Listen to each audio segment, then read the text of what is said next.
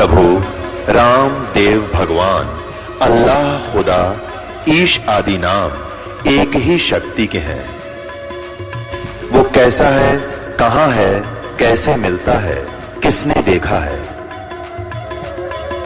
ये प्रश्नवाचक चिन्ह पूर्ण रूप से हटाने के लिए अवश्य सुनिए जगत गुरु तत्वदर्शी संत रामपाल जी महाराज के अमृत वचन।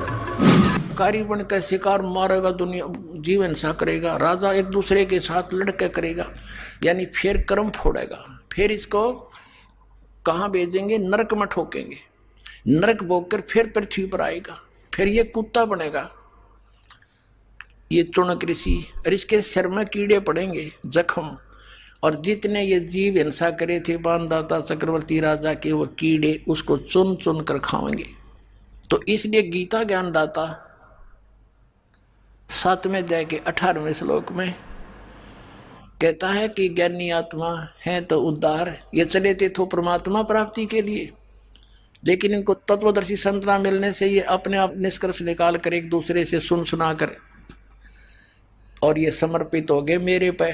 ब्रह्म कहता है काल, और मेरे वाली अनुत्तम गति में सचित रहे, यानी मेरे से जो इस ओम से, मेरी क्रियाओं से, ओम नाम के जाप से जो लाभ मिलना था वही तक गति हुई इनकी, और वो अनुत्तम गति है, अनुत्तम घटिया।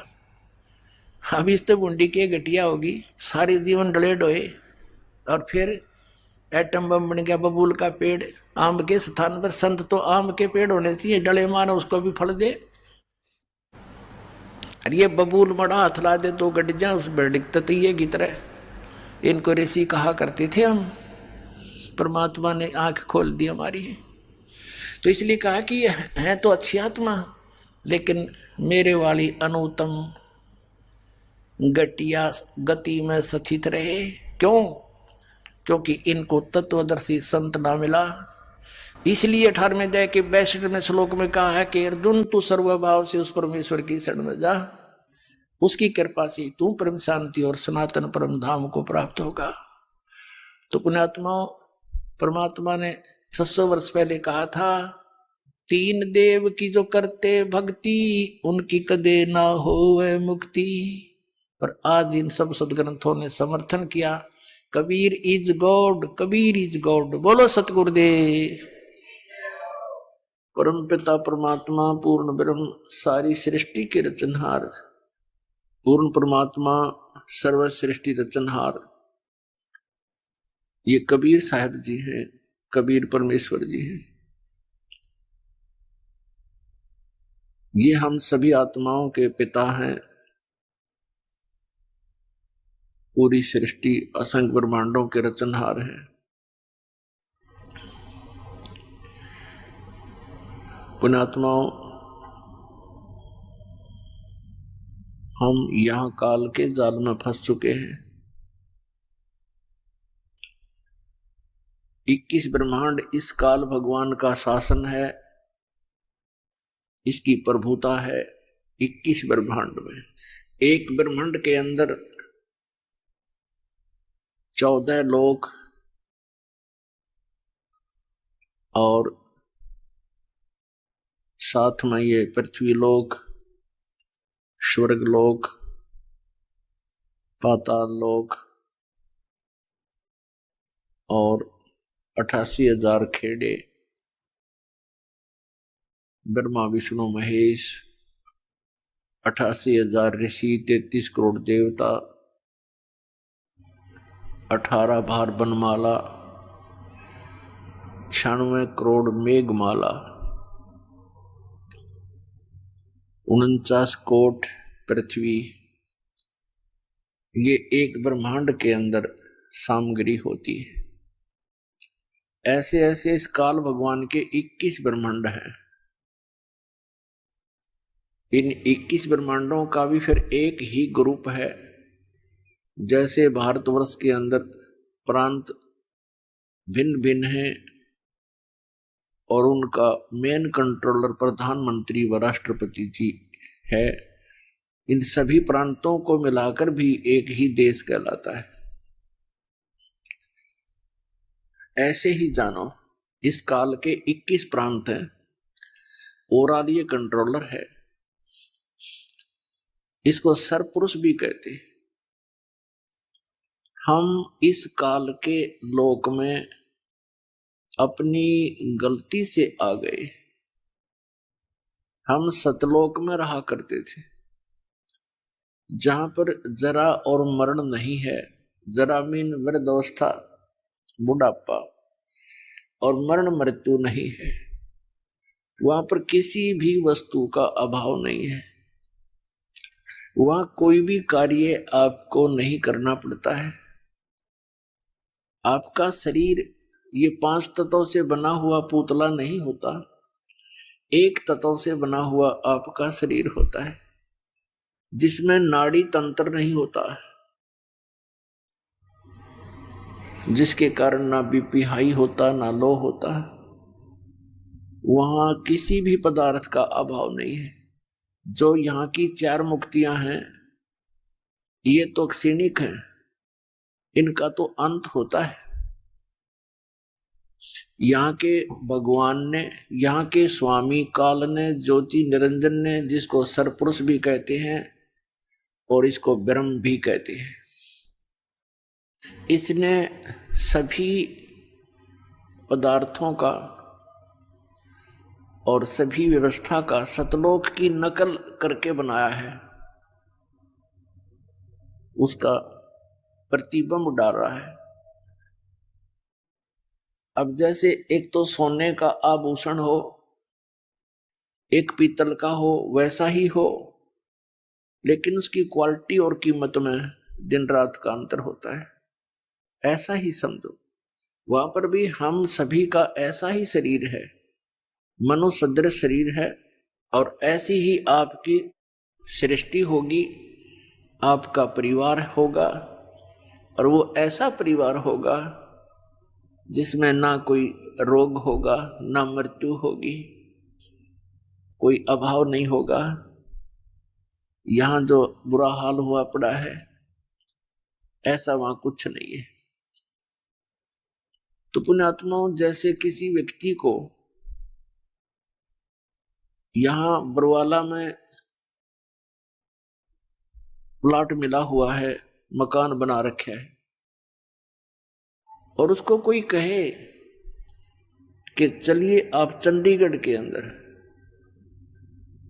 और आपको वहां बढ़िया मकान दिलाते हैं और वहां रहिए,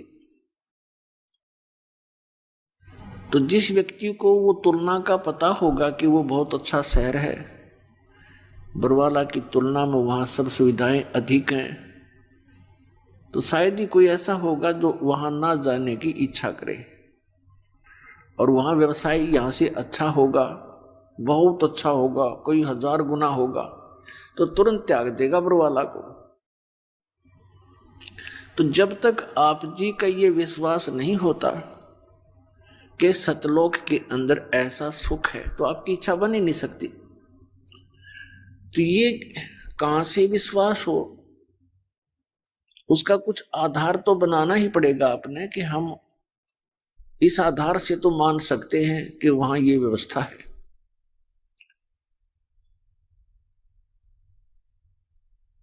अब उसके लिए काल ने एक जाल फैला दिया। ये काल के पंथ चालू कर दिए, राधा स्वामी पंथ, जय गुरुदेव पंथ, ये सच्चा सौदा डेरा धन धन सतगुरु पंथ, और जगमालवाड़ी और सिरसा वाला, ये जनौद के अंदर, भिवानी के अंदर हरियाणा में ताराचंद जी ने वही राधा स्वामी ही पंथ का बीज बो रखा है। ऐसे ही कृपाल सिंह जी दिल्ली के अंदर सावन कृपाल मिशन, ब्यास के अंदर राधा स्वामी पंथ, आगरा के अंदर और भी बहुत गणे ठाकुर जी, पता नहीं कितने किए इन्होंने काबली की करबोदी। ये सभी डुप्लीकेट पंथ हैं, काल के पंथ हैं। इनके 5 नाम काल के हैं। अब नाम से मोक्ष होगा, क्योंकि संत मता पूर्ण रूप से नाम पर आधारित है। तो नाम सच्चा हो तो मोक्ष होगा, नाम झूठा है तो मोक्ष नहीं होगा। तो इनके पांचों नाम नकली हैं, काल के ही जाप हैं।